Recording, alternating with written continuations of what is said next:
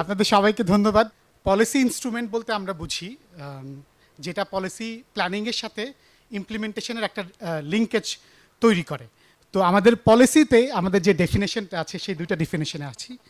Renewable energy policy 2008-এ আমরা renewable energy define করেছি এরকম যে solar photovoltaic, solar thermal, wind energy, biomass, biogas, hydro and biofuel. আমরা clean এনার্জিকে define করেছি এভাবে, যেটা ইনক্লুড করে রিনিউয়েবল এনার্জি টেকনোলজি সবগুলো, পাশাপাশি আপনার nuclear energy, waste to energy, কিছু কিছু জায়গায় ওটাকে মডার্ন বায়োমাস হিসাবে বলা হয়েছে, hydrogen, ammonia fired thermal power plants এবং অন্যান্য থার্মাল পাওয়ার প্ল্যান্টস যেটাতে কার্বন ক্যাপচার এবং স্টোরেজ টেকনোলজিটা ব্যবহার করা হয়েছে। এনার্জি পলিসি ল্যান্ডস্কেপে প্রথম রিনিউয়েবল এনার্জির কথা এসেছে 1996 বা ন্যাশনাল এনার্জি প্ল্যান। ওইখানে রিনিউয়েবল এনার্জির কথা এসেছে, ওদের রিসোর্সের সিচুয়েশনটা কী বা কী করা উচিত, নর্মেটিভ সেন্সে কিছু কথা আছে। বাট ওইটার রিভিশন 2004-এ এসে আমরা প্রথম একটা টার্গেট সেট করেছি। আমরা 2004-এ এসে বলেছি 2010-এর মধ্যে বিদ্যুতের 5 ভাগ চাহিদা আমরা পূরণ করব রিনিউয়েবল এনার্জি থেকে, এবং 2020-এ আমরা 10 ভাগ পূরণ করব রিনিউয়েবল এনার্জি থেকে। আমাদের climate change strategy and action প্ল্যানে আমরা নর্মেটিভ সেন্সে কিছু কথা আছে যে আমাদের দেশের এইসব করা উচিত, জিএজি ইমিশন রিডাকশন করা উচিত এবং আমাদের এই কাজগুলো করা উচিত। কিন্তু রিসার্চ অ্যান্ড ইনোভেশনের কথা বলা হয়েছে, কিছু ইনভেস্টমেন্ট প্ল্যানিংয়ের কথা বলা হয়েছে। আমাদের ডেল্টা প্ল্যানে এসে আমরা একটা পোর্টফোলিও টার্গেট বলছি আবার, যে 30% রিনিউয়েবল এনার্জি 2041-এর মধ্যে।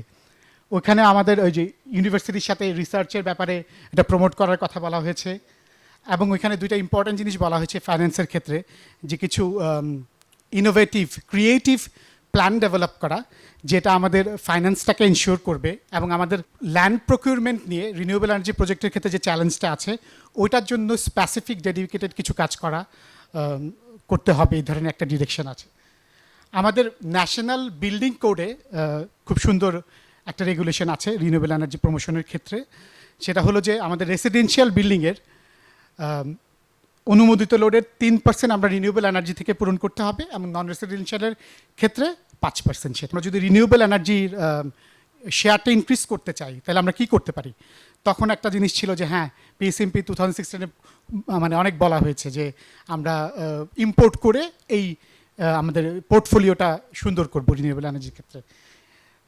তাছাড়া দুটা কথা বলা হয়েছে, ফসিল ফুয়েলের সাবসিডি কমানোর কথা বলা হয়েছে, এই সাবসিডি কমিয়ে ফসিল ফুয়েলটাকে কন্ট্রোল করা, এবং প্যারালালি কার্বন ট্যাক্সের কথা বলা হয়েছে, যেটা আমাদের গ্রিন এনার্জি বা রিনিউয়েবল এনার্জির ক্ষেত্রে ইনভেস্টমেন্ট জোগাড় করতেও সহায়তা করবে, পাশাপাশি ফসিল ফুয়েলটাকে লিমিট করবে। মুজিব ক্লাইমেট প্রসপারিটি প্ল্যানে আমরা অনেক বড় কথা বলেছি। আমরা বলেছি 30% করবো 2030-এর মধ্যে, 40% করবো 2041-এর মধ্যে। কিন্তু মুজিব ক্লাইমেট প্রসপারিটি প্ল্যানের সিনারিও কিন্তু একটা না, 4টা সিনারিও।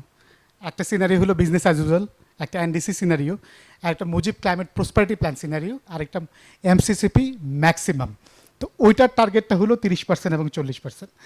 যেমন আমরা যদি বিজনেস ইউজুয়াল সিনারিওতে দেখি 2030-এ আমাদের শেয়ারটা হবে 6%, এবং যদি 2000 এমসিপিপি সিনারিও দেখি সেটা হবে 10%।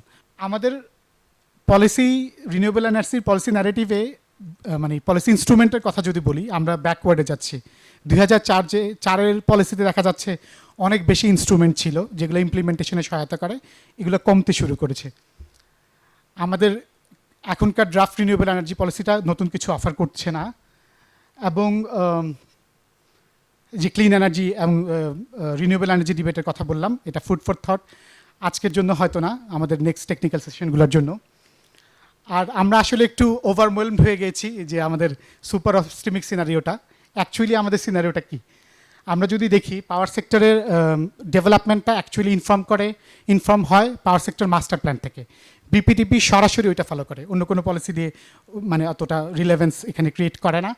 ওইটা অনুযায়ী যদি আমরা দেখি 2030 নাগাদ আমরা 10% রিনিউয়েবল এনার্জি শেয়ার পাওয়ার জেনারেশনের ক্ষেত্রে সেকেন্ডারি এনার্জি তো যাচ্ছি। ধন্যবাদ সবাইকে।